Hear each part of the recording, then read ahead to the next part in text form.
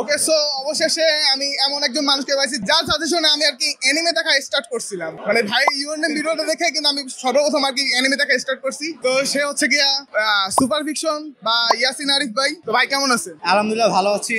তো ভাই আমি আসলে সবার কাছে মানে এটা জিজ্ঞেস করতেছি যে একটা অ্যানিমে সাজেস্ট করতে, মানে আমি খুবই মানে মোটামুটি কম দেখছি, মানে যা দেখছি সব পপুলার দেখছি। তো আমাকে একটা অ্যানিমে সাজেস্ট করো। দেখো, ফার্স্ট অফ অল তো অনেক অ্যানিমে আছে, অ্যানিমে তো অভাব নাই।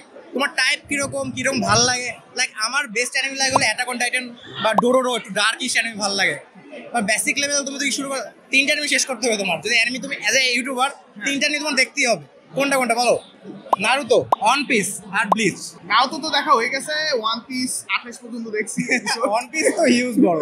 তো জাস্ট বলছো যে তিনটা অ্যানিমে আগে কভার করো, তাহলে একটা মানে অ্যানিমে ইউটিউবারের বেস লাইন হলো এই তিনটা, বুঝলা? ম্যাক্সিমাম ফ্যান ফলোয়ার এটা নিয়ে কোশ্চেন করে, ভাই এটা দেখছেন, এটা নিয়ে কিছু বলেন, তাহলে কভার হয়ে যাবে। তো ব্লিচ দেখো, শুরু করো ব্লিচ।